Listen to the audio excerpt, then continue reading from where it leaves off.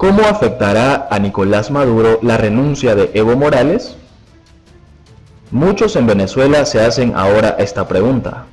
¿Afectará la renuncia de Evo Morales en Bolivia a Nicolás Maduro, gran aliado suyo en América Latina? Al poco de conocerse la renuncia del presidente boliviano, Maduro denunció como un golpe de Estado lo que está sucediendo en Bolivia. El mandatario venezolano también advirtió a la oposición de su país, que este mismo año intentó una insurrección para desalojarlo del poder. Le digo a la derecha fascista venezolana, nos conocen, no se equivoquen, no se equivoquen, no saquen cálculos falsos con nosotros. El líder opositor Juan Guaidó, en cambio, saludó la brisa democrática que llega desde Bolivia y ha renovado sus llamamientos a sumarse a una gran protesta nacional contra Maduro el 16 de noviembre. La esperanza de las filas opositoras es la de que el ejemplo de Bolivia reactive su causa. Aunque la crisis boliviana parece lejos de haberse resuelto definitivamente, los comentarios de ambos evidencian la diferencia de lectura que hacen de ella y de sus potenciales efectos en la batalla que libran el poder en Venezuela. ¿Por qué es importante para Venezuela lo que pase con Evo Morales? Las malas noticias para Evo Morales lo son también para el gobierno de Nicolás Maduro, ya que bajo su mando, Bolivia se había convertido en una fuente importante de apoyo político para la Venezuela chavista, explica Josh Ramsey, subdirector del Centro de Análisis Washington Office of Latin American. Phil Gunson, analista del internacional Crisis Group, dice que seguro que lo ocurrido va a tener un impacto en Venezuela, especialmente en un momento en la coyuntura internacional había girado a favor de los intereses del gobierno. Con la victoria de Alberto Fernández en Argentina, el gobierno de López Obrador en México y los problemas que tienen Sebastián Piñera en Chile y Lenín Moreno en Ecuador, sentían que la bajada de la marea socialista en el continente se revertía, opina Gunson. Además, con la salida del asesor de seguridad nacional John Bolton, el gobierno de Donald Trump en Estados Unidos parecía ahora menos volcado en Venezuela. Gunson subraya además que la renuncia de Morales llega en un momento que en el gobierno venezolano percibían que el efecto Guaidó empezaba a desinflarse, algo que ya detectan algunos de los pocos sondeos de opinión que se realizan en Venezuela. ¿Qué lecciones puede sacar la oposición de Bolivia? La renuncia de Morales se produce en un momento en que Guaidó intenta arrastrar de nuevo a la gente a la calle para presionar a Maduro, pero la asistencia a las movilizaciones convocadas por el líder opositor se ha ido reduciendo paulatinamente y en las últimas ha sido escasa. Gunson señala la importancia de la protesta del próximo día 16. Ahí veremos si la oposición recupera algo de su poder de convocatoria. Para Ramsey, la experiencia boliviana es un ejemplo de cómo la movilización popular, junto con el ejército, pueden derrocar a un líder que ha cometido fraude. Sin embargo, lo ocurrido en Bolivia también puede reabrir debates difíciles en la oposición venezolana. Allí los rivales de Morales parecen en disposición de acabar con su gobierno después de haber salido derrotados de una elección en la que denunciaron irregularidades por parte del oficialismo, mientras que en Venezuela la oposición mayoritaria ha optado en las últimas citas electorales por no presentarse alegando falta de garantías, una estrategia que tiene críticos incluso dentro de sus propias filas. Gunson indica que será clave la lectura de lo ocurrido en Bolivia que haga la dirigencia opositora, ya que pueden llegar a la conclusión de que quizá valga la pena presentarse a una elección, aunque sea para perderla y utilizarla después como palanca para llegar al gobierno. Un problema añadido para la oposición es que Maduro se ha negado reiteradamente a convocar las elecciones presidenciales que se le reclaman bajo el argumento de que su triunfo en las presidenciales de 2018, no reconocido por la oposición y por gran parte de la comunidad internacional, sigue vigente. La próxima cita electoral deberían ser ya en 2020, las legislativas en las que se renovará la Asamblea Nacional, órgano legislativo en la que la oposición cuenta con mayoría.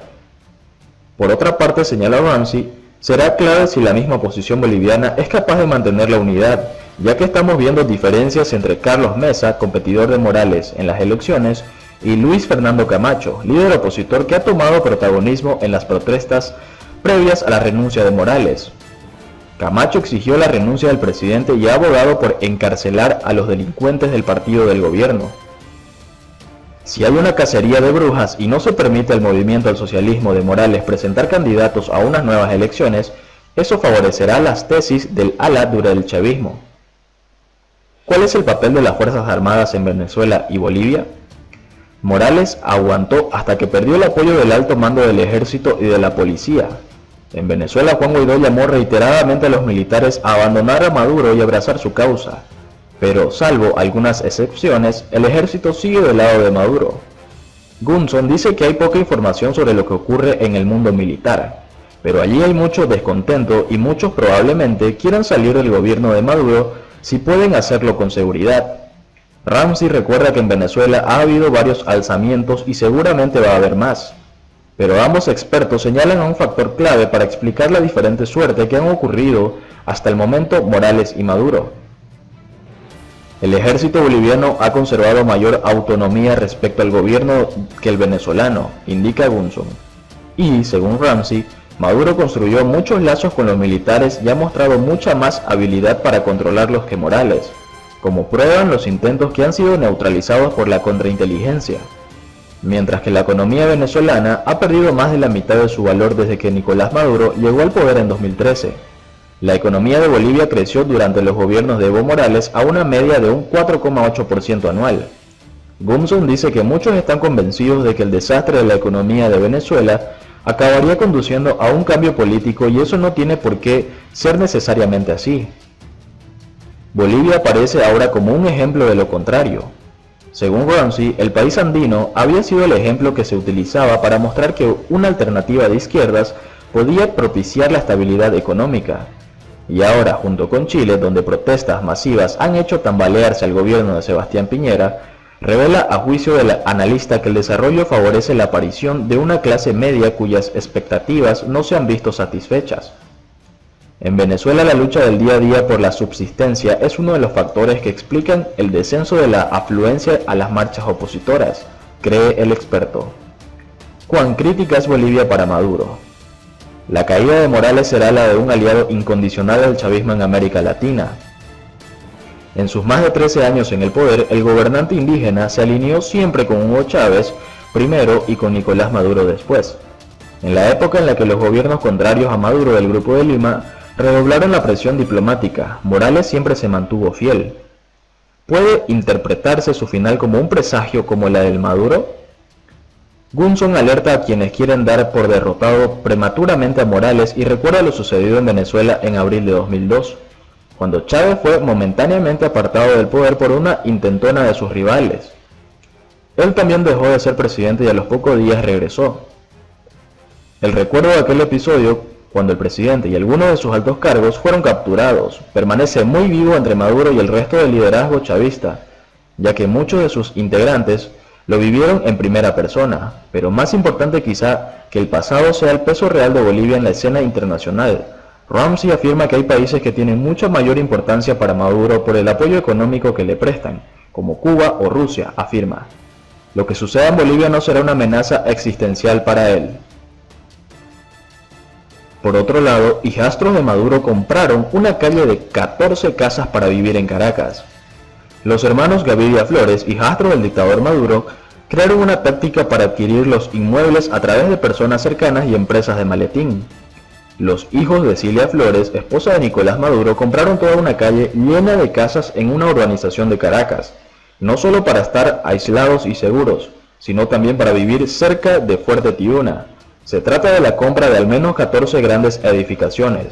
Una investigación publicada por Armando Info reveló que los hermanos Gaviria Flores, hijastros del dictador Maduro, crearon una táctica para adquirir los inmuebles a través de personas cercanas y empresas de maletín.